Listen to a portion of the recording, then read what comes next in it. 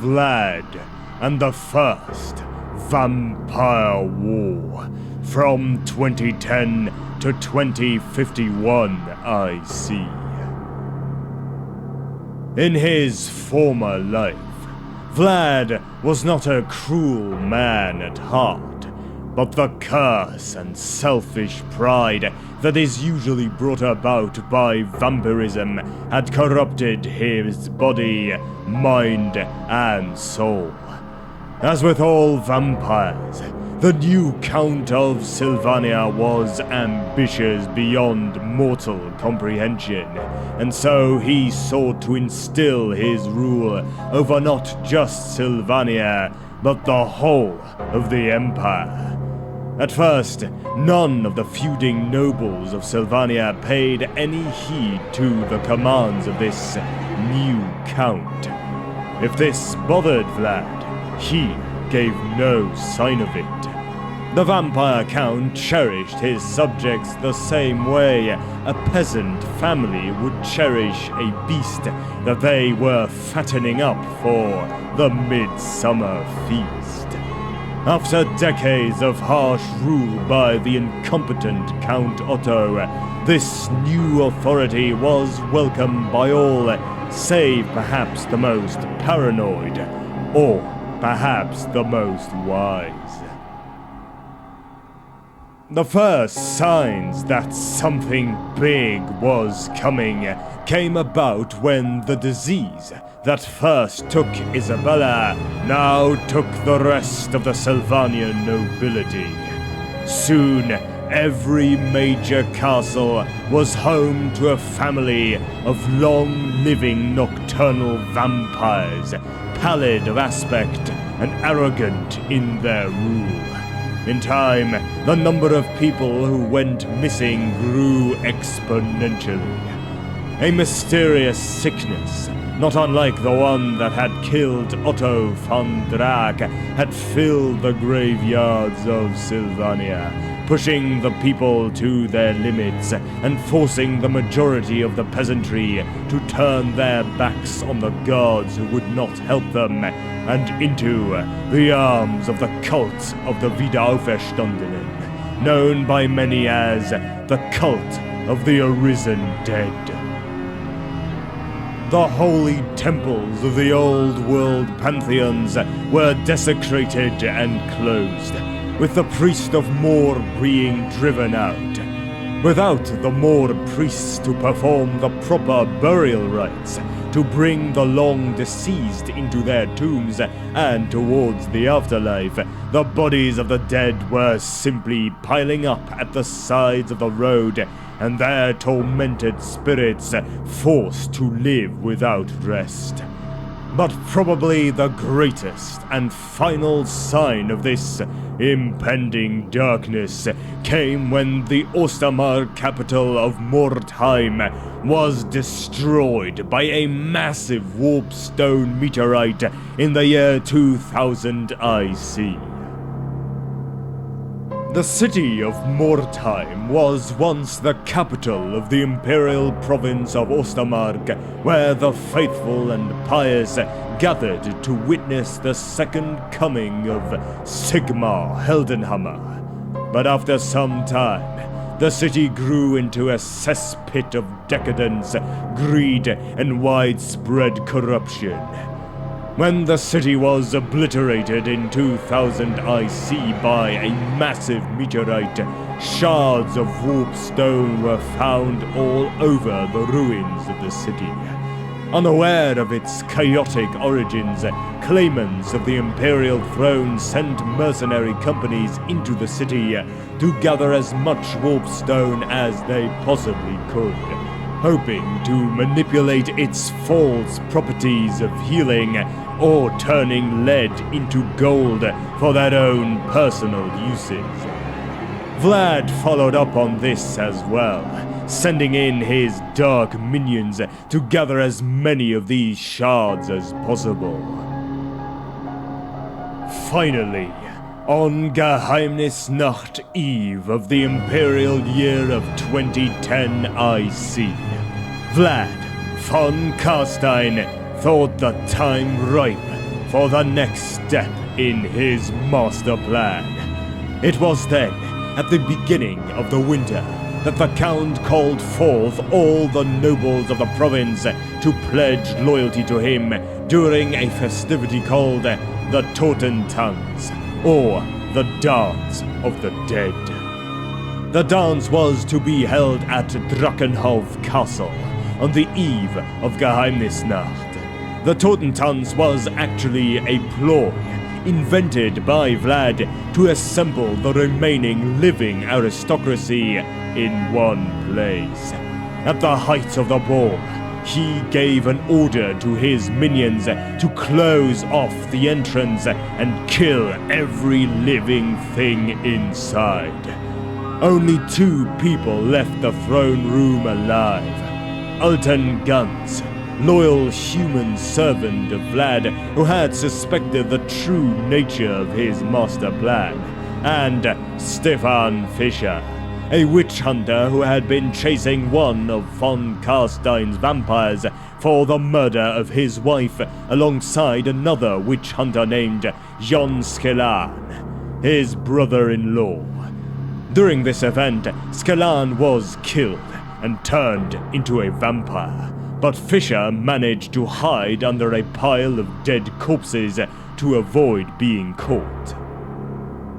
With his deed enacted, the Count of Sylvania stood upon the battlements of Castle Drachenhof and performed a terrible incantation from one of the 9 books of Nagash.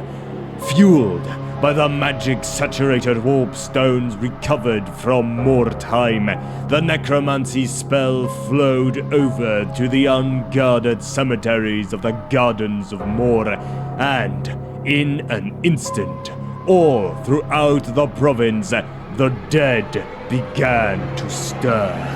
Slowly, every single cadaver in Sylvania began to move towards Drachenhof to answer the call of the Vampire Count. As the dead nobles started to emerge from the throne room, Stefan Fischer acted like a zombie and escaped Drachenhof with only one single thought in mind. They are coming. Fischer finally escaped the deadly trap Sylvania had become, only to fall into the claws of a small band of vampires traveling through the Empire. Accepting his fate, even feeling joy for being soon reunited with his wife, Fischer was content to finally meet his end when suddenly he was saved by a small detachment of Countess Ottila's army sent to investigate reports of undead activity along the Sylvanian border. Fischer thus relayed the truth regarding the Vampire Count's true nature. Feeling all sense had fled his life, he stayed with Ottila's army as they tried to fend off the undead army at the Battle of Essen Ford, which would be the first conflict of the Vampire Wars. The battle at Essen Ford was considered a total Imperial massacre. Knee-deep in the mud and overwhelmed by impossible odds, the human army was easily swept away. At the end of the battle, Fischer came across his brother-in-law, Jon Skelan. When the prisoners were lined up before the Vampire Count, Vlad showed them the extent of his power. While speaking with the leader of the army detachment, he invited first Guns, then 3 vampires, including Skelan, to kill a prisoner of their choosing. Skelan chose Fischer and bled him dry, thus reuniting him with his dead wife. Vlad reanimated each of the dead Imperials, then asked the still living Imperial commander of this defeated army to choose one of his men to live. The latter refused, not wanting judgment over the life or death of any but his own. The vampire count thus chose the youngest of the prisoners and announced that he alone would live to spread the fear of the vampires throughout the empire. He then freed the prisoner, who ran for his life away from the undead army. In this moment of distraction, the Imperial commander took Vlad's sword and beheaded the Count with a swift stroke. Hermann Prosner severed the commanders an instant afterwards, but it was too late, for the Vampire Count was no more. Not long after, Prosner remarked that the body of the Count had disappeared. Dismissing it as trivial, he started a brutal rise to power, slaying everyone opposing him. It had been the loyal servant Gans who had taken the body away, incapable of accepting the death of his beloved Count. At the end of the night, Prosner had obtained control of the undead army and was going to get the last thing which would truly cement his power: the widow Isabella. The latter, totally hysterical, was smiling when Hermann Prosner entered her tent. She claimed that her beloved wasn't dead and that he would come back for her. Gently, Hermann Prosner led Isabella out of the tent and claimed her before the whole army as his bride by right of strength. From the back of the crowd, someone answered the challenge.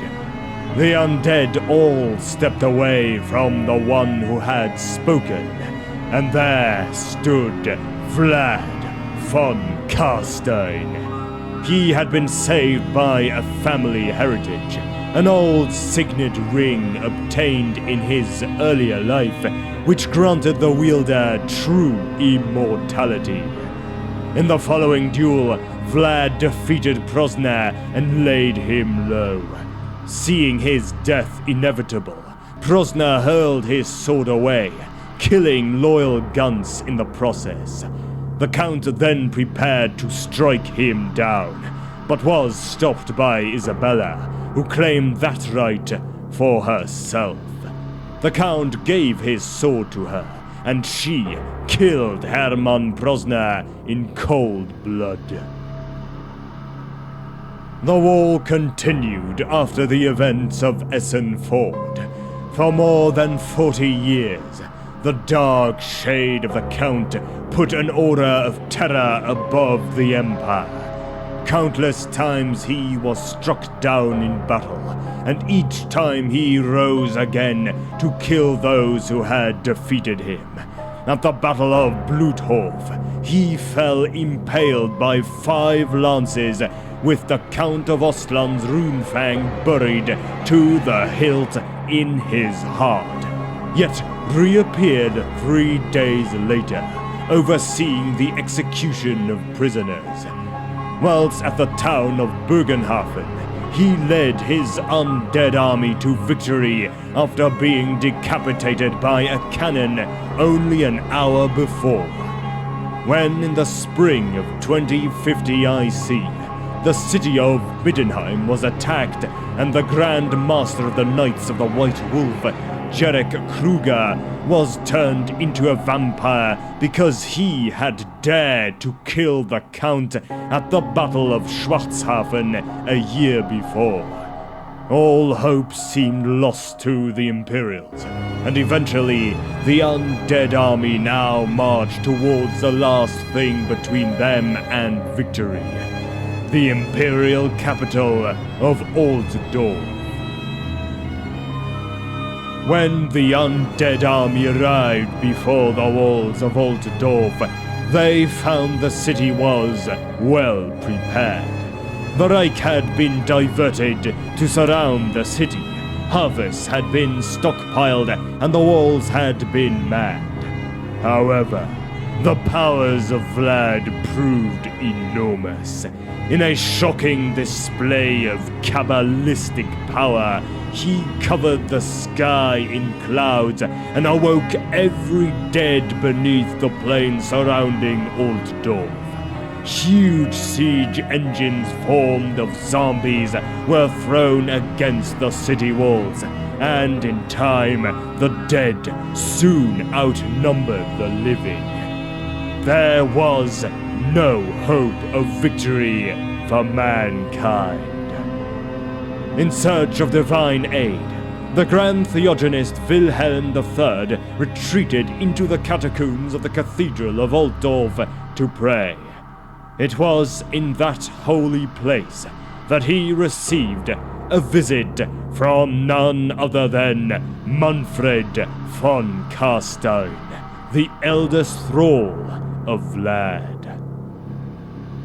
Manfred wanted the power of the Vampire Count for himself, but he knew that he wasn't strong enough to challenge Vlad in combat.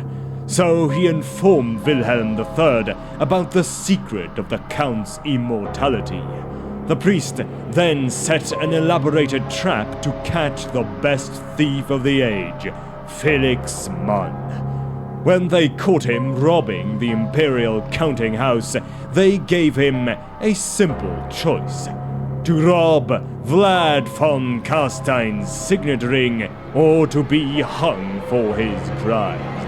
In exchange for the theft, he would be paid enough to start anew elsewhere.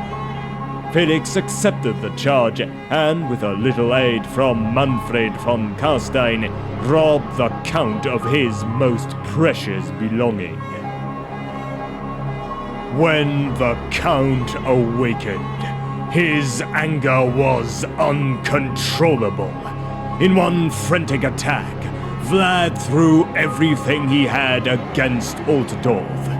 There, on the battlements, he confronted Wilhelm III and eventually overcame him. With his last breath, the great Theogenist threw himself against the undead Count, and both fell off the walls. While the fall wouldn't have killed a vampire as powerful as Vlad, they both fell on a wooden stake, the vampire trapped beneath the corpse of the holy man. Immediately after the death of Vlad, his army dissolved and the Altdorfers rejoiced, for finally, the horrors of the First Vampire War were over.